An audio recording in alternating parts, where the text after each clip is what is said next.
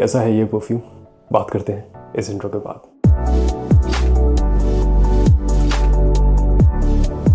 नमस्कार दोस्तों, आपका स्वागत है परफ्यूम ज्ञान में। मेरा नाम है अर्पित।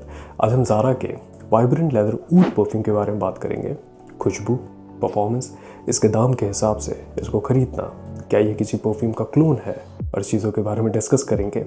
वैसे अगर आप पहली बार ये वीडियो देख रहे हैं परफ्यूम ज्ञान का, आपको काम का लगे और वीडियो देखने के बाद ऐसा ना लगे कि आपका वक्त ज़ाया हुआ है, तो आप कंसीडर कर सकते हैं सब्सक्राइब करना।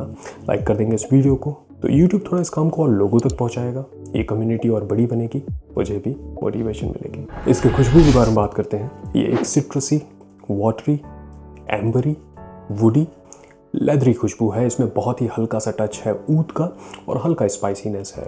इसमें जो सबसे प्रोमिनेंट नोट्स है वो बर्गमॉन्ट है, एम्बर है और वुडी नोट्स हैं। जब इसको मैं स्प्रे करता हूँ तो इसमें बर्गमॉन्ट की खुशबू आती है, लेकिन क्लीन खुशबू नहीं है, वो मिली हुई खुशबू है वुडी नोट्स के साथ। और हल्का मैं कहूँगा जो इसमें एगरवुड ये कहते हैं। अब देखिए, इसमें इसका नाम ऊद है, लेकिन मुझे काफ़ी माइन्यूट, बहुत हल्का ऊद मिलता है। असल में जो एम्बर का नोट इसमें इस्तेमाल किया गया है वो वुडी नोट्स के साथ मिल करके और थोड़ा सा बर्गमॉन्ट की खुशबू के साथ मिलके वो लेदर का टच देता है। इसमें कोई भी अलग से लेदर का नोट नहीं है और मुझे ऐसा लगता है कि ज़्यादा ये लीन करता है लेदरी और वुडी खुशबू की तरफ। और ये भी है कि इसमें जो नोट्स का इस्तेमाल है वो बहुत हल्के नोट्स हैं। हल्के नोट्स अगर मैं बोल रहा हूँ तो वाटरी जो मैंने बोला था वो ऐसा लगता है कि जो बर्गमॉन्ट की खुशबू है। और जो भी बेस नोट में इस्तेमाल किया गया है, जैसे देखिए अमूमन जब भी ऊद के परफ्यूम की हम बात करते हैं तो बहुत भारी नोट्स होते हैं, स्वीट नोट्स होते हैं। ऐसे इंटेंस सैफरॉन का इस्तेमाल, केसर का इस्तेमाल होता है, थोड़ा कार्डमम, इलायची का इस्तेमाल होता है, एम्बर भी इंटेंस होता है, टोंका बीन का इस्तेमाल होता है। यहाँ पे ऐसा कुछ नहीं है। ये मुझे ऐसा लगता है कि ये टॉप नोट और मैक्सिमम मिड नोट पे पूरा इसका जो मिश्रण है, जिस तरीके से इसको मिलाया गया है। ऊद जो नोट है ये काफ़ी महंगा नोट है, तो मोस्टली अगर 50,000 रुपये के नीचे कोई परफ्यूम है तो उसमें नेचुरल इस्तेमाल नहीं हो सकता क्योंकि इतना महंगा है। तो इसमें भी जो सिंथेटिक नोट का इस्तेमाल किया गया है, ऐसा लगता है कि सभी एरोमा केमिकल का इस्तेमाल है, लेकिन ये भी है कि बहुत अच्छे से मिलाया गया है। कुछ भी बहुत हार्श नहीं लगता है, बहुत सिंथेटिक नहीं लगता है। और इसमें मुझे खास लगता है जिस तरीके से सिट्रसी, एक्वाटिक, लाइट नोट को मिलाया गया है थोड़े इंटेंस नोट के साथ, जैसे एम्बर और वुडी नोट के साथ। वो जक्स्टा पोजिशन मुझे पसंद आता है। मुझे ये परफ्यूम याद आता है लताफ़ा का इजाज़ी। अब देखिए, ये सिमिलर डोमेन में नहीं है, ये सिमिलर खुशबू भी नहीं है, लेकिन इसमें भी लाइट, एयरी, सिट्रसी, रिफ्रेशिंग खुशबू को मिलाया गया है थोड़े इंटेंस वुडी और ऊद जैसी खुशबू के साथ। आगे चल के मैं इसका पूरा रिव्यू बनाऊंगा। और ये भी है कि इसको ये कहते हैं कि ऑदे पार्फूम कॉन्सेंट्रेशन है इसका, लेकिन नहीं, मुझे ऐसा लगता है कि ऑदे टॉयलेट कॉन्सेंट्रेशन मैक्सिमम इसको कह सकते हैं, क्योंकि जो सभी नोट्स इसमें हैं वो लाइट है और जो भी थोड़ा इंटेंस स्मोकीनेस इसमें ना के बराबर है। कहते हैं कि इंसेंस का इस्तेमाल है, लेकिन मुझे नहीं मिलता। इसमें ऊद भी जो है, हमने जैसे बात की, बहुत लाइट है। सच कहूँ तो मुझे ऐसा लगता है इसका नाम इनको रखना चाहिए था वाइब्रेंट लेदर वुड, क्योंकि ऊद कम है। लेकिन ऐसा है कि अगर आप थोड़े सेंसिटिव हैं, ऊद ऐसी खुशबू है जो कि ज़्यादातर ज़रूरी नहीं है कि लोगों को पसंद आए। एक रिच खुशबू है, मिडल ईस्टर्न जो खुशबू होती है। आप अगर किसी अतर को इस्तेमाल करें तो अक्सर ऐसा होता है कि एक कॉम्पोजिशन इस्तेमाल होता है, बड़ी इंटेंस खुशबू होती है, हल्का उसमें डैम्प सौंधापन होता है। और ये भी है कि थोड़ा स्कैंकीनेस, हल्की सी बदबू होती है, लेकिन वो बड़ी खूबसूरत खुशबू होती है, लेकिन कॉम्प्लेक्स खुशबू होती है। तो जो अच्छी बात मुझे इसके साथ लगती है, अगर आप सेंसिटिव हैं ऊद और थोड़े इंटेंस खुशबू को लेकर के, तब भी आप इसको कंसीडर कर सकते हैं। मुझे लगता है कि ज़्यादातर लोगों को पसंद आने वाली इसकी खुशबू है। वैसे इसकी खुशबू को लेकर के एक खामी मुझे मिलती है, जब इसको मैं स्प्रे करता हूँ तो शुरुआत में रबिंग अल्कोहल स्पिरिट वाली वो हार्श खुशबू मिलती है, जो कि 2-3 मिनट बाद उड़ जाती है, सेटल डाउन हो जाता है उसके बाद। ये ओवरऑल ये मुझे लीनियर खुशबू इसकी लगती है, जैसे शुरुआत में है वैसे ही ड्राई डाउन में है, कोई बदलाव नहीं होता। और मैं कहूँगा एक स्पेशल खुशबू है, थोड़ा प्लेफुल खुशबू है।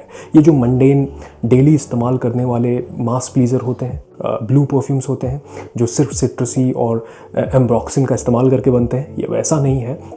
और ये भी कहना चाहूँगा कि ये किसी परफ्यूम का पर्सनली मुझे क्लोन नहीं लगता। इसका जो वाइब्रेंट लेदर आता है वो क्रीड एवेंटस के कैटेगरी में है, लेकिन वो उसमें बहुत हल्की खुशबू है, वो पूरे तरीके से टॉप नोट का इस्तेमाल करके है, वो भी डायरेक्ट क्लोन नहीं लगता। बाय द वे आगे चल के उसका रिव्यू बनाऊंगा।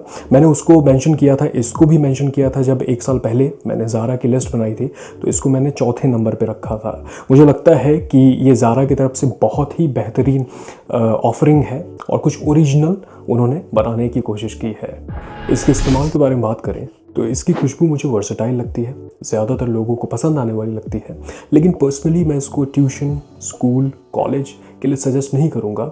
दफ्तर में लगा सकते हैं। देखिए इसमें एक हल्का सा सेडक्शन, एक प्लेफुल एलिमेंट है, तो इसको इवनिंग टाइम के लिए, मुझे लगता है डेट के लिए ज़्यादा एंजॉय करेंगे। 20+ है, लगा सकते हैं, और इंडोर्स के लिए काफ़ी अच्छा है।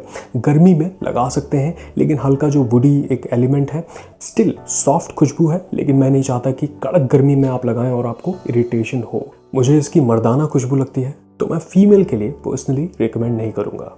इसके परफॉर्मेंस के बारे में बात करें तो इस कैटेगरी में थोड़ा मार खाता है। ये थोड़ा बेहतर है, वाइब्रेंट लेदर से लगभग आधा 1 घंटा बेहतर परफॉर्म करता है, लेकिन स्किन पे मुझे लगभग 3 से 4, 4.5 घंटे तक लॉन्जिविटी मिल जाती है। कपड़े पे स्प्रे करता हूँ तो लगभग 6 से 7 घंटे, 7.5 घंटे तक लिंगर करता है, और इसके मैं लगभग 7 से 8 पूरे स्प्रे करता हूँ। देखिए प्रोजेक्शन तो ठीक है, लेकिन 1 से 1.5 घंटे मैक्सिमम है, क्योंकि लाइट नोट है, हवा में आराम से घुलते हैं, इसकी जो खुशबू है मिल जाती है, तो लोगों को पता चलेगा लगभग 1 से 1.5 घंटे, और मुझे लगभग 3 से 3.5 घंटे बाद फिर से स्प्रे करने की ज़रूरत पड़ जाती है। तो ऐसा है कि आपको डीकैन या फिर इसकी बॉटल अपने साथ रखनी पड़ेगी। तो निष्कर्ष क्या निकलता है, देखिए इसके दाम के हिसाब से आपको ऐसा 60 ml लगभग 1290 रुपये का मिल जाएगा, और इसका जो 120 ml की बॉटल आती है वो 1890 रुपये की मिल जाएगी। मैं पर्सनली 60 ml नहीं रिकमेंड करूँगा, क्योंकि 600 रुपये और दे करके आप इसका दुगना साइज़ ले सकते हैं, और ये उन परफ्यूम्स में से हैं जिनको ज़्यादा स्प्रे करने की ज़रूरत पड़ेगी, लगभग 6 से 7, 8 स्प्रे, और ये भी है कि थोड़ा कुछ घंटे बाद फिर ज़रूरत पड़ सकती है, तो इसका डीकैन भी बना के रखना अच्छा रहता है। लेकिन 120 ml जो है मुझे लगता है पैसा वसूल है ऑप्शन, क्योंकि खुशबू एक स्पेशल खुशबू है, अच्छी खुशबू है, डेट और इवनिंग टाइम अपना सिग्नेचर स्मेल बनाने वाली खुशबू है। बस बात यह है कि इसकी अच्छाइयाँ और खामियों को समझने की आपको ज़रूरत है। अगर आप थोड़ा एक मास प्लीज़र जो ब्लू परफ्यूम आते हैं, जो क्लोन परफ्यूम्स ज़्यादातर आते हैं, उससे कुछ अलहदा चाहते हैं, तो इसको कंसीडर कर सकते हैं, क्योंकि ज़ारा की तरफ से एक अच्छा कॉम्पोजिशन है, अच्छे से बनाया हुआ परफ्यूम है। तो उस तरीके से मुझे लगता है कि बड़े से बड़ी बॉटल इसकी पैसा वसूल हो सकती है, लेकिन अपने ज़रूरतों को समझें। ब्लाइंड बाय अगर करना चाहते हैं, अगर आप पहला परफ्यूम है, अभी परफ्यूम इस्तेमाल करना शुरू किया है, तो मैं इसको नहीं सजेस्ट करूंगा ब्लाइंड बाय करने के लिए, क्योंकि देखिए थोड़ी अलग सी खुशबू है, ऊद या वुडी जो लेदर वाली खुशबू है, वो ऐसा ज़रूरी नहीं है कि आपको पहली बार में पसंद आ जाए।